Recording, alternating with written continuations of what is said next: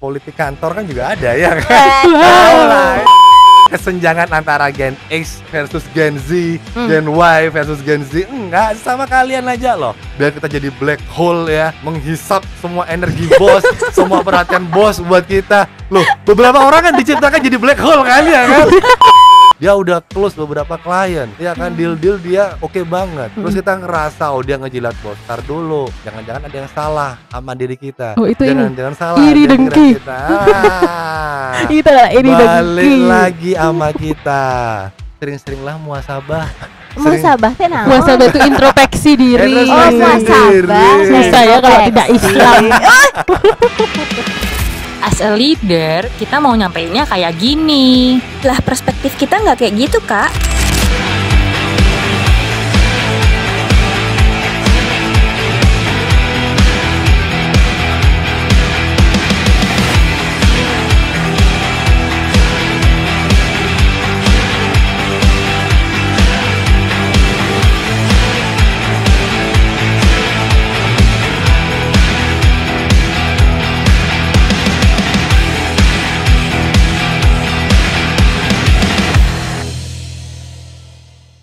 Ngopsi kuy. Obrolan kantor paling. Nah, Oke. kita langsung aja Jam in ya.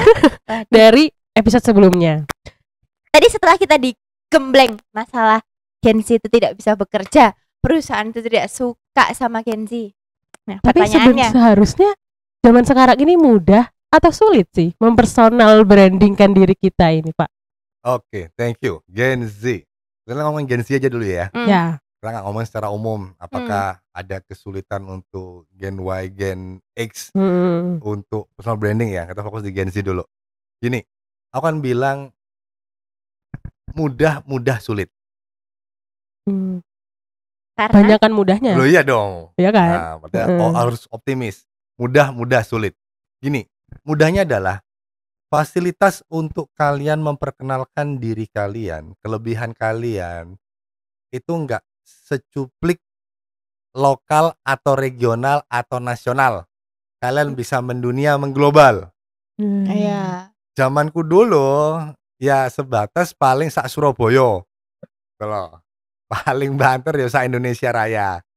Tapi kalian saat ini itu dengan segala macam fasilitas yang ada di dunia yang kalian pakai saat ini itu memudahkan kalian untuk mengenalkan diri kalian, mengenalkan keahlian kalian ke target audiens kalian lebih luas.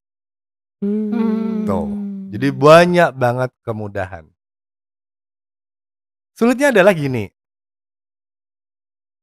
Ternyata yang pakai itu enggak hanya kalian. Itulah. Banyak banget. Betul. Kenapa? Gen Y pun, Gen X pun sekarang juga memanfaatkan hal yang sama dengan kalian. Jadi kita berlomba-lomba dengan semua generasi. Kalau kita ngomong masalah personal branding untuk dunia profesional ya, pekerjaan gitu loh.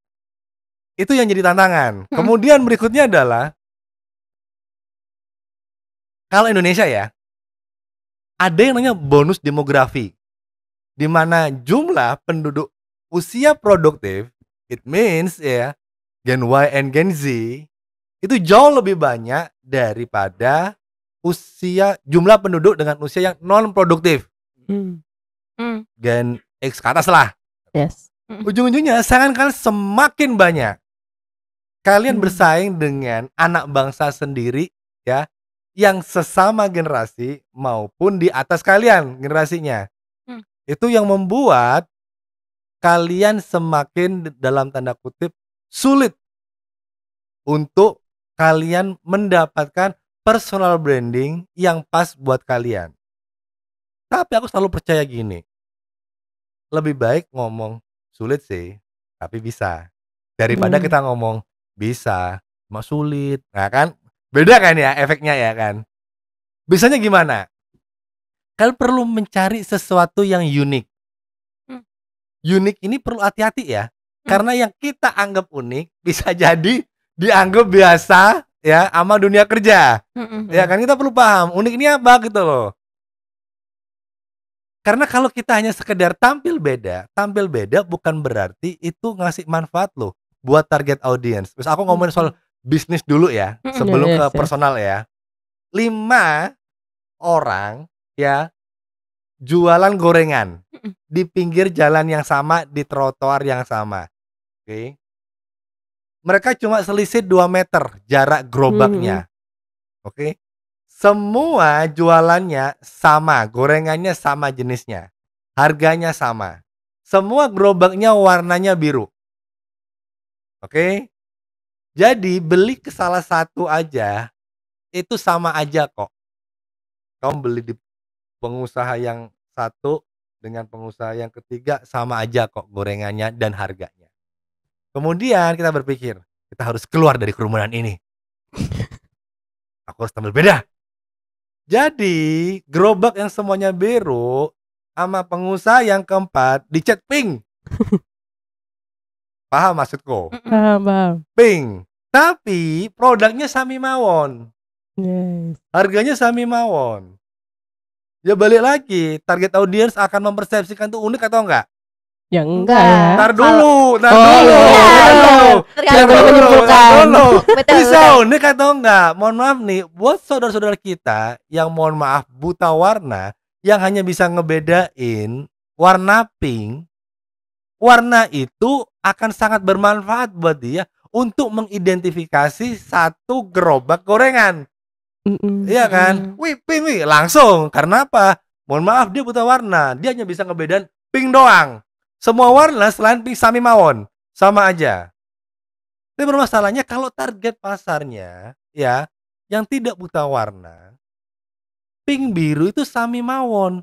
Balik lagi ke produknya. Yes ya. Bisnis itu kan a whole package ya. Mulai tempat, kemasan, sampai produk. Tapi balik lagi kan, yang dijual adalah produk utamanya apa? Gorengan itu. Lah gorengannya sami mawon. Before and Value-nya after. sama ya? Value-nya sami mawon, kemudian harganya sama aja dengan teman-temannya yang masih berwarna biru.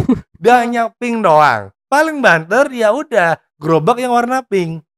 Dia akan dapat attention yang pertama. Ya. Tapi begitu pembelinya tahu, sama aja gorengannya dengan sebelahnya yang biru, harganya sama aja. Apa bedanya? Sehingga ujung-ujungnya apa? Uniqueness itu bukan lagi sebuah uniqueness. Nah, sama nih buat teman-teman Gen Z. Untuk keluar dari kerumunan ini, digencet sana sini sama sesama Gen Z. Siapa bilang kalian nggak saling bertempur? Ya kan? Sama Iya. Gen Z aja ya kan? Ya kan? Politik kantor kan juga ada ya kan? Tahu lah, ya kan? Ya kan? Office politik selalu ada kan? Yes, Itu pun yes. sama Gen Z loh. Hmm. Kita nggak usah ngomongin kesenjangan antara Gen X versus Gen Z, Gen Y versus Gen Z. Enggak, sama kalian aja loh. Nah, kita perlu keluar dari kerumunan ini. Sehingga apa? Kalian bisa personal branding diri kalian dengan pas. Sehingga mudah sulit tapi bisa itu akhirnya kejadian. Nah, balik lagi nih, target audience butuhnya apa? Kalau udah tahu kebutuhannya apa, bisa nggak sih kita tambahin? Kalau misalnya butuhnya A, kasih dong A+. Kita nggak akan dianggap berlebihan saat ngasih sesuatu yang lebih baik. Dan sesuai Apalagi- kebutuhan. Dan sesuai Balik kebutuhan, kebutuhan kan, gitu loh. Intinya lebih baik. Sama kayak gorengan tuh kita kalau selain pink kita kasih kris. Itu Kebutuhan. value. Itu value. Iya, betul. Yang lain hanya mohon maaf kami terima tunai. Cash out. Aduh, Lewat. lewat. Nah, balik lagi tuh loh. Jadi apa? Unik perlu apa? Target audience butuh apa? Kasih sesuatu yang lebih. Tapi balik lagi, pastiin sesuatu yang lebih itu emang dibutuhin. Sehingga apa? Kita akan keluar dari kerumunan itu. Plus lagi ya, perbaiki critical thinking dari Gen Z ini. Ini yang jadi PR buat kalian, dimana critical thinking dan creative thinking dari Gen Z ini kayak Perlu diasah kembali. iya, kalian itu kayak golok yang sudah tumpul ya, untuk motong rumput aja berat banget gitu loh. Nah, perlu diasah lagi sehingga apa ujung-ujungnya kan bisa keluar dari kerumunan ini. Plus lagi ya, perhatiin kalian nggak bisa ya puas dengan yang sudah kalian miliki saat ini. Dunia terus berkembang, ingat dengan banyaknya hal-hal yang berbau AI, ya, puluhan ribu pekerjaan akan hilang dengan Iya. digantikan AI. Udah nggak usah jauh-jauh deh, nanti beberapa tahun kemudian akan ada orang yang akan gantiin kita, itu semuanya hologram semua. Siapa bilang itu bohongan? Dulu orang Dulu kita bilang, kira ya bohong. bohong ya, nggak ada. Kira-kira di film Iya. doang. Iya. Iya, itu loh. Sama kayak AI itu kan kemunculannya bukan dari jurnal IT atau jurnal teknologi, Mm-mm. Hmm. ya. Jadi kemunculan AI itu justru dimulai dari jurnal psikologi. Mm-mm. Can machine think? Oh. Akhirnya apa? Bisa kan berpikir, bisa Iya. menganalisa, kita suruh kasih prompt yang benar, coba bikin gambar ini. Jadilah. Dan itu berapa banyak pekerjaan akan hilang. Cuma aku optimis dan para ahli optimis, dengan sekian puluh ribu pekerjaan hilang, akan ada puluhan ribu lagi pekerjaan baru yang siap ya kalian dapetin. Nah, Hmm. perlu tuh nyiapin itu pekerjaan-pekerjaan baru itu. Apa itu? Wawalam. Dulu aja kita nggak tahu data analis itu apa.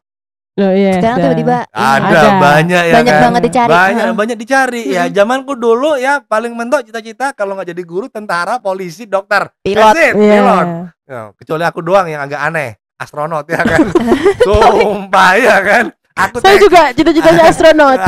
aku TK itu cuma aku doang yang astronot. Lainnya dokter dan lain-lain, ya kan.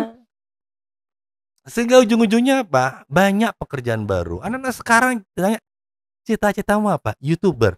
Zamanku YouTuber ku opo? Gak ada kan? Hmm. Di masa depan akan ada pekerjaan baru yang kita nggak pernah dengar saat ini, dan itu perlu kita persiapkan, khususnya kalian. Berarti kita harus keluar dari zona nyaman yang kali ini. Thank you guys. Aku nggak sepakat dengan kita keluar dari zona nyaman. Oh. Kita bisa improve dengan Kita perlu memperluas zona nyaman.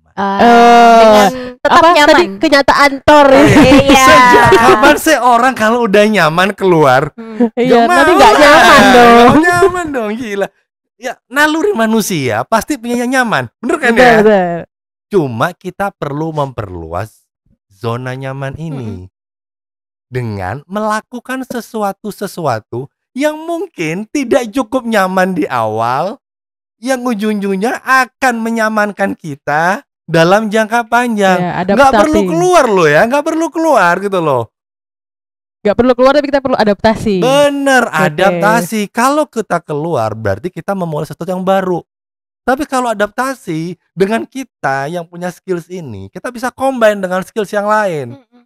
Kalau kita keluar dari zona nyaman, apa yang kita miliki saat ini kita tinggalin. Kalau di zaman masa depan itu akan semakin adaptif. Hmm. Zamanku dulu ya kalau udah dosen lah ngajaro. Tapi sekarang nggak bisa. Dosen dituntut apa? Bikin PPT yang ciamse. Belajarlah Canva. Iya kan, template Iya. sudah banyak. Dosen kan cuma dulu ya udah di depan ini slide kerjain bla bla bla. Mm-mm. Nggak bisa belajar public speaking. Sehingga apa? Nyaman untuk nyampein materi yang terlihat berat ternyata sederhana diterima mahasiswanya. Mm-mm. Itu berarti apa? Menyamankan kita bukan keluar dari zona nyaman, memperluas zona, Zona nyaman. nyaman. Ngomongin nyaman. Ini Dan mau- aku ada juga sih ngomongin Apa? tadi politik kantor. Nah itulah ada yang bilang kantor tuh gak ada yang 100% nyaman. Iya, karena katanya gitu. Sesehat-sehatnya culture kantor, di dalamnya itu pasti bakal ada sikut-sikutan. Ya itu. Terus gitu, juga politiknya. pasti ada jilat menjilat ya. jilat menjilat. Siapa sih yang nggak mau dinilai baik gitu loh? Tapi apalagi aku tadi mau ngomong kalau sebenarnya yang bikin crash politik kantor itu justru antar generasi loh Pak. Hmm. Kayak ada generasi apa atas kita sama Iya, iya, Y, why? milenial Wah, dalam iya. sebuah kantor Nah, itu kan sukanya apa ya Meng ini loh, memandang sebelah mata Gen Z Iya. gitu-gitu loh, Bang. kan justru Iya, kayak kan Picak sebelah. nah apakah itu jadi salah satu strategi personal brandingnya para milenial itu ya Pak ya Yang di merasa kantor? dia lebih baik daripada Gen Z. Oke, Gitu. siap, thank you. Milenial ini kan sempat jadi anak emas generasi ya. Apalagi dia kan Mm-mm. sudah menyandang milenial kan keren ya. Jadi ini kan perubahan dari tahun 1999 ya kan jadi 20 ya kan ya, 2000 ya kan ya 2000. Jadi kan mereka celebrate ya kan pergantian angka yang 11 19 jadi 20 kan. Nah, Hmm. mereka bangga banget dengan milenial. Coba balik lagi guys, gini, aku pengen kita berpikir bahwa segala sesuatu yang datang dalam hidup kita itu semuanya netral. Ini tergantung kita memaknai sebuah situasi. Contoh gini, tadi kalian udah jelasin ya, generasi milenial itu suka ngenyit kita, ya kan? Pandang sebelah mata. Ntar dulu. Segala sesuatu yang datang dalam hidup kita itu netral. Aku nggak belajar filosofi ya, atau filsafat atau apapun. Cuma itu kerasa sebenarnya. Apapun yang datang dalam hidup kita tuh netral. Kita yang berhak ngasih makna. Mau kasih makna negatif atau ngasih makna positif. Nggak usah jauh-jauh deh. Aku cowok. Aku deket banget sama mamaku. Ya kan, deket banget. Biasanya anak cowok deket sama mamanya. Ya kan, deket banget. Mamaku meninggal nih. Mamaku meninggal. Meninggal tuh harusnya netral, guys. Situasinya netral. Hmm. Tinggal aku kasih makna. Apakah dengan meninggalnya mamaku ini, ya, bahwa Tuhan nggak sayang sama aku, atau malah Tuhan sayang sama aku? Aku Oh, ngambil cara cara berpikir. berpikir, cara kau memaknai. Karena itu dalam kendali kita. Kalau generasi milenial micingin mata ke kita, itu di luar kendali kita. Tapi Pak, micingin matanya tuh kalau misalnya nih ya, saya Ini dia menempatkan diri tersinggung beneran. enggak sebagai karyawan, sebagai staff Gen Z gitu ya. Oke, Dipicingin mata tok sama milenial tuh enggak masalah. oke. Yang jadi masalah adalah ketika praktek personal brandingnya orang-orang tertentu Mm-mm. itu tuh become too much to the point where it reach jilat atasan gitu loh. Oke, siap. Sampai Dan menusuk memanfaatkan Rekan dari belakang. Oke, thank dan you. memanfaatkan bargaining powernya. Sip, thank you. Nah, itu. Kalau aku sih berpikirnya gini ya. Balik lagi ya, itu kan situasi yang di luar kontrol kita. Jilat menjilat, ya kan, sikut menyikut, itu di luar kuasa kita. Bener kan? Betul. Iya kan? Karena kita nggak melakukan itu, gitu loh. Betul. Coba kita melihat dan kita seperti terasa dampaknya. Ya. Tapi kita balik lagi memaknai. Oke, fine. Ini terlihat nih, sudah mulai jilat menjilat nih untuk dapat promosi dari atasan. Tapi ntar dulu, kita lihat dulu. Apakah aku bekerja di perusahaan yang benar atau enggak? Kalau perusahaan benar, ya logikanya atasannya pasti akan melakukan assessment secara menyeluruh. Nggak hanya secara jilat menjilat. Jilat menjilat nggak akan kau bisa dihindari di kantor manapun. Selalu ada. Nggak ada perusahaan yang sempurna. Tuh. Paham? Gak ada Oke. perusahaan yang mingkem. Nggak, Apa karena maksudnya mangap? Kalau mangkap menjilat kan mangap. Oh iya. karena apa? Perusahaan itu kumpulan manusia. Manusia itu kan letak ketidaksempurnaan ya kan. Iya. Makanya ketidaksempurnaan bergabung jadi satu. Jadi ujung-ujungnya ya bayang nggak ada perusahaan yang sempurna. Kita hanya bisa berharap, bisa bekerja, mengabdikan diri kita, memberikan loyalitas kita pada perusahaan yang lebih baik, not perfect, but better or much better than others. Hmm. Tapi kalau kita berharap perusahaan yang sempurna, kerja di surga aja. Salah satu syarat untuk masuk surga ya udah mati duluan kan, Betul. bener kan? Iya kalau Ya, banyak nggak pahalanya. Sederhana Iya itu. kalau masalahnya kalau masuk surga. Iya. Kalau masuk transit neraka dulu kan mending transit kerja dulu di neraka ya kan. bumi Nah, aja. balik lagi selalu ada. Kita nggak bisa mendinai, kita nggak bisa menyangkal. Selalu ada hal seperti itu. Balik lagi nih. Pertama kita perlu lihat dulu tingkat kedewasaan kita. Oke. Kedua, kita perlu paham kalau misalnya perusahaan ini hanya ya memanfaatkan atau mengutilize orang-orang yang sebenarnya baik tapi diperes aja dan kemudian mereka mengangkat ya orang-orang menjilat ya sebagai manajer atau supervisor, mungkin ini petunjuk dari Tuhan guys. Untuk resign. Untuk riset. Loh, bisa jadi Tuhan ngasih petunjuk. Bisa nggak sih thinking positif seperti itu? Tapi balik lagi ya. Kalau kalian resign ke perusahaan yang baru, akankah tidak terjadi situasi yang sama? Akankah menjamin itu lebih baik? Thank you loh. Iya kalau better. Lah kalau worse gimana? Dikebukin terus. Iya kan? Nah, balik lagi. Ini masalah daya tahan kita. Resilience kita. Thank you terhadap seperti ini. Ya sama kayak pengusaha lah. Pengusaha sama karyawan tuh babak belurnya beda. Tapi sama-sama babak belur. Tapi aku tidak menyangkal bahwa kan gak selamanya babak belur. Iya kan? Kalian pasti dapat sesuatu dari perusahaan ini. Iya kan? Minimal gaji lah. Iya kan? Belum bonusnya. Belum bonusnya. Belum lagi lingkungan yang asik mungkin, ya kan? Kalau kerja di sini tuh bisa lihat Surabaya tuh. Oh iya. Karena kita di gedung tinggi ya sekarang. Di mana orang-orang lain tuh hanya dikubus ya yang kecil-kecil limut-limut gak tahu apa-apa. Iya kan? Semua tembok-tembok semua. Kan perlu bersyukur. Maksudnya gini. Masa sih nggak ada yang bisa disyukuri sedikit pun dari perusahaan yang terlihat nggak baik-baik aja? Nah, itu loh poinnya. Tapi banyak banget Pak orang-orang yang mempersonal brandingkan dia ke depan atasannya tuh. Wah, perusahaan ini bagus banget Pak, saya suka kerja di sini soalnya misalnya kita bisa keluar negeri gratis, proyeknya keren-keren segala macam. Tapi ternyata di belakang dia menggoreng perusahaan ini dengan teman-temannya, dengan itu teman rekan kerja atau teman dia di luar. Nah itu gimana Tapi coba? kalau kayak gitu berarti nggak salah dong Pak. Kalau sifatnya lingkungan itu netral, berarti kita bisa dong memanfaatkan personal branding ini untuk menjerat atasan dan itu jadi sesuatu yang ya udahlah realistis aja. Thank you. Balik lagi ke intention kalian, ke niatan kalian. Ingat guys, gini guys. Aku pengen kalian memaknai sebuah hal yang bagiku mulia. Pekerjaan tuh mulia loh guys. Ya. Kau serve others kan ya. Kau melayani orang lain. Iya kan? Melayani bos, melayani teman-teman kerja, melayani karyawanmu, staf kamu, melayani klien. Paham? Itu perlu dilihat bahwa bisa nggak sih pekerjaan ini bukan sesuatu yang kontraktual? Bisa nggak sih kalau lo ngasih gue segini, gue kasih lo segini. Kalau lo ngasih situasi seperti ini, gue akan bikin situasi seperti ini. Bisa nggak sih kita kasih bahwa pekerjaan itu perlu kita kasih makna terbaik. Makna terbaik itu perlu untuk dirasakan untuk kita, untuk orang-orang yang kita layani.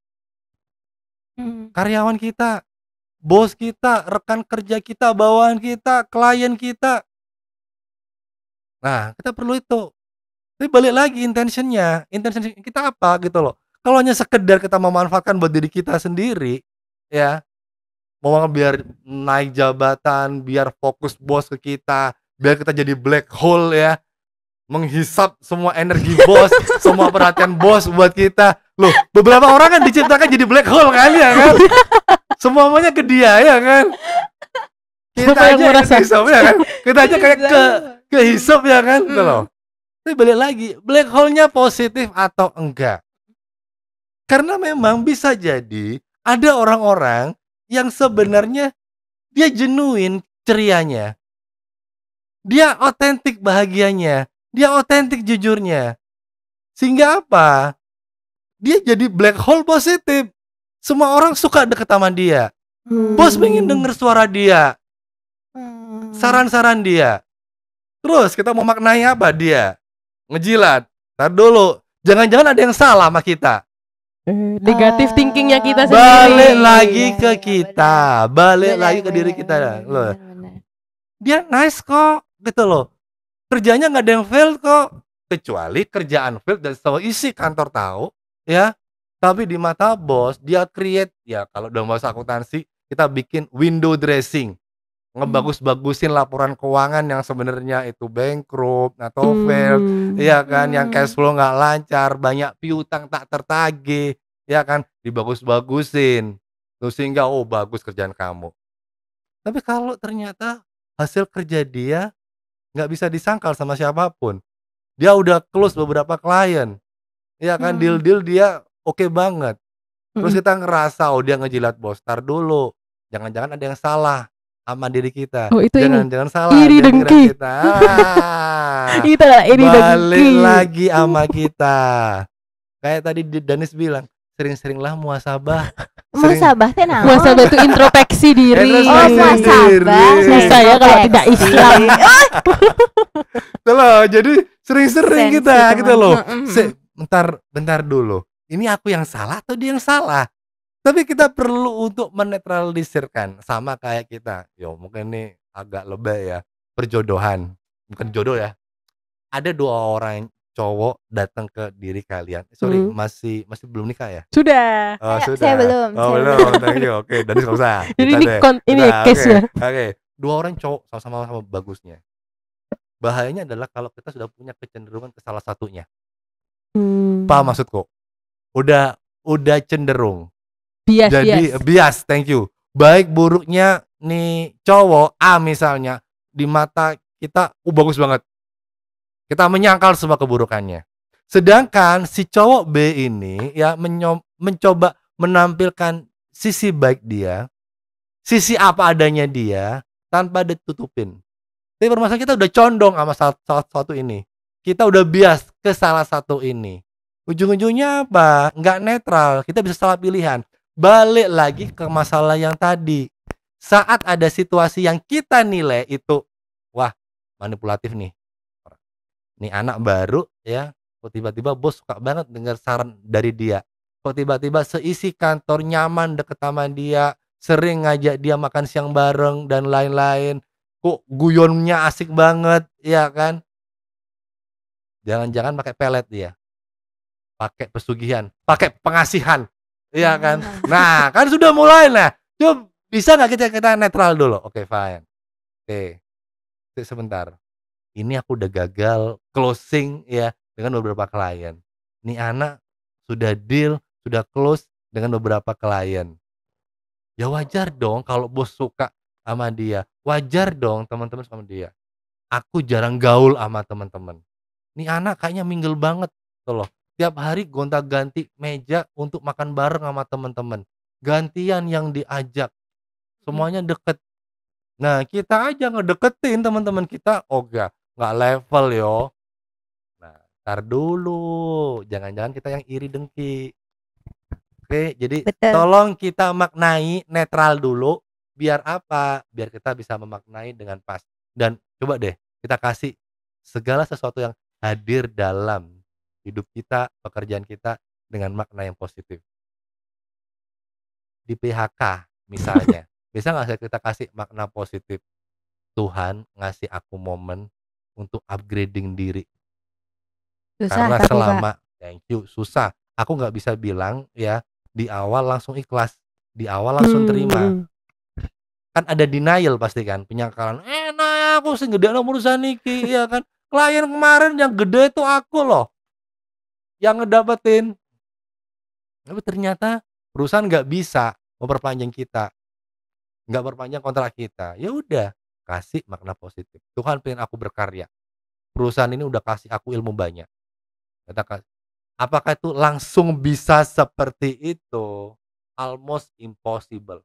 Kecuali dirimu nabi sama rasul. Udah wis, insya Allah bisa. Tapi selama kita manusia biasa, gak terima aku rek. Lewat ndiki bosku ini. Ya. Terus kalau lewat sana, ya kalau lewat sana, kan harusnya kamu lewat sini ya kan. Ngapain kau ikut-ikutan lewat sana? Wong itu nggak syarat dengan rumahmu kok ya kan. Itu loh. Paham maksudku? Mau. Betul. Berat. Tapi bisa. Yang soal bargaining power. Nah, ada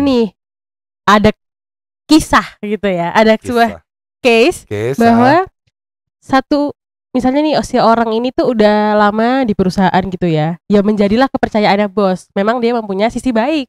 Tapi ternyata itu dibaliknya ya dia menggoreng, ya dia apa, dia buruk lah gitu. Tapi ada satu hal yang hanya si orang ini nih yang punya di perusahaan, dan itu menjadikan dia semena-mena dengan perusahaan. Tapi atasan melihatnya jadi ya udahlah, mau gimana lagi, nggak mungkin saya PHK juga, orang dia yang paling bagus sih perusahaan ini. Mm-mm. Kalau kayak gitu tuh gimana ya Pak ya? Thank you, bagus. Bagus tuh. Itu selalu ada di perusahaan. Seperti itu. Every perusahaan. Tuh. Penyalahgunaan ini kan bargaining power kan Pak pada Iya, kayak gitu. benar.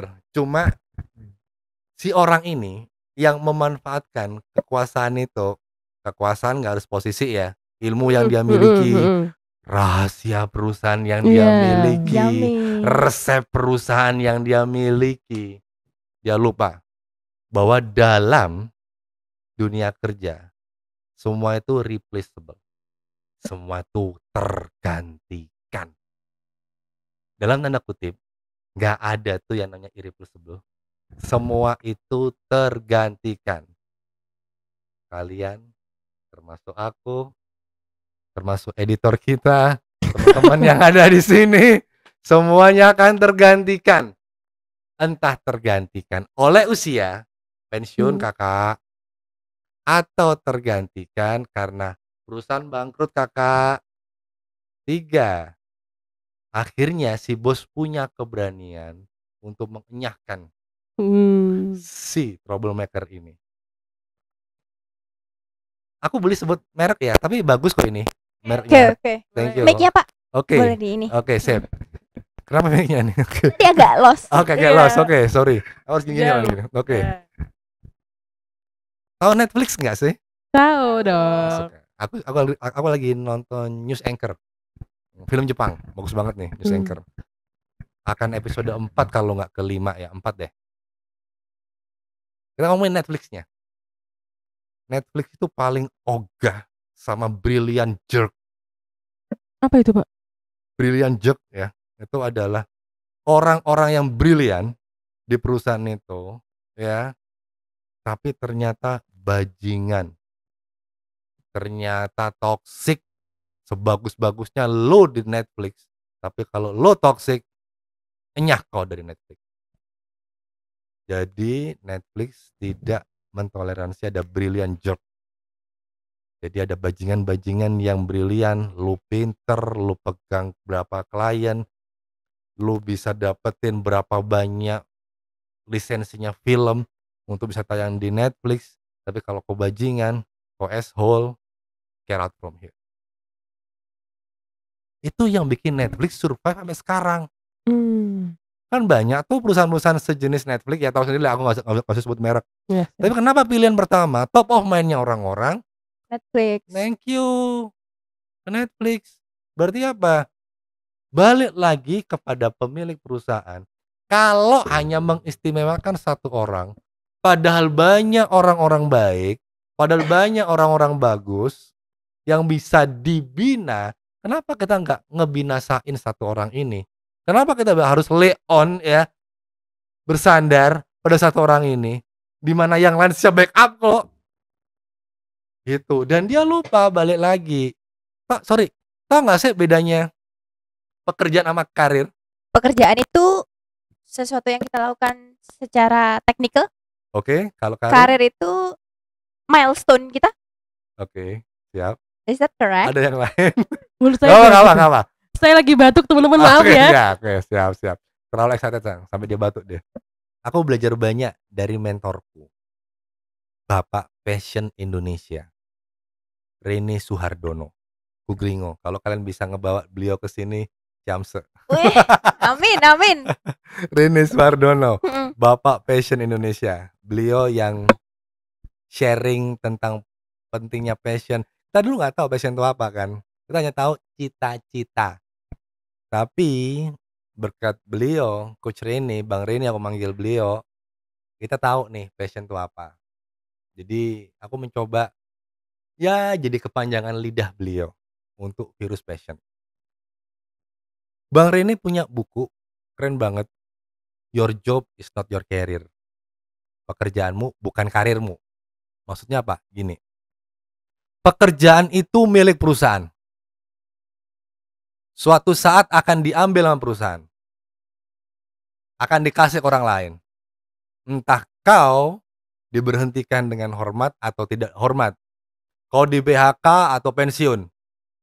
Pekerjaan itu milik perusahaan. Kalau udah diambil, bisa di-keep, alias nggak dikasih ke orang lain atau akan dikasih ke orang lain.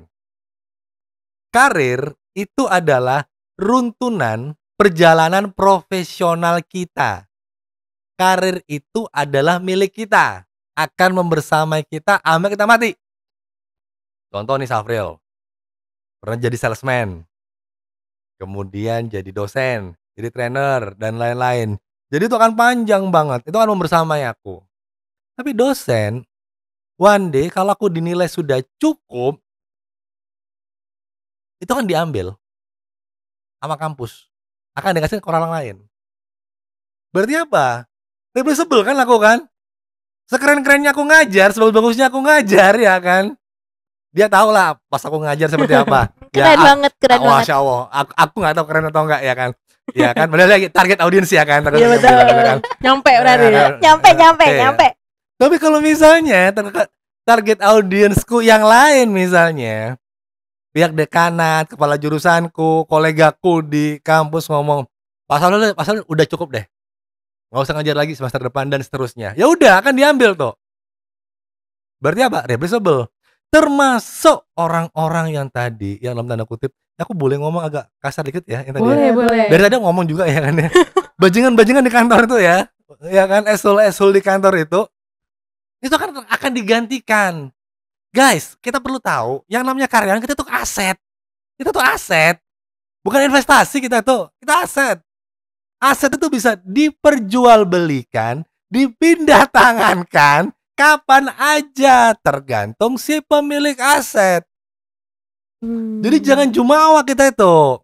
Apakah salah si pemilik aset itu memindahkan tangan kita? Enggak, hak dia ya kan. Ya itu konsekuensi kita, karena saat kita tekan kontrak dengan sebuah perusahaan, kita sebenarnya sudah officially ya jadi aset perusahaan itu. Kenapa perusahaan ya ujung-ujungnya bikin sebuah training? Itu sebenarnya apa sih? Itu untuk memperbagus asetnya dia. Biar aset dia bisa generate manfaat buat perusahaan, pemegang saham, manfaat buat teman-teman di perusahaan, manfaat buat klien juga, dan lain-lain. Jangan berpikir, wah berarti perusahaan ngambil keuntungan buat aku. Guys, kalian juga ambil keuntungan dari perusahaan, ya kan? Minimal gaji, internet gratisan, ya kan? Bener kan itu loh. Jalan-jalan ke luar negeri. Nah, jalan ke luar negeri itu loh. Jadi apa? Yang namanya pekerjaan itu sebenarnya apa? Asas manfaat. Tapi sebagai pekerja yang baik, kita perlu paham bahwa yang namanya pekerjaan nggak ada yang abadi. Jadi don't be asshole. Jadi kita semua harus behave. Ya kan? Semua harus behave. Tuh. Itu closing statement yang luar biasa. Mantap. Sekali lagi kita muhasabah diri ya. Kita introspeksi diri. Yang kedua ya, kita perlu paham bahwa pekerjaan itu amanah dari Tuhan. Kasih manfaat, jangan ngaco, karena itu amanah dari Tuhan. Tuhan ngeletakin kita untuk kerja di sebuah perusahaan, itu amanah.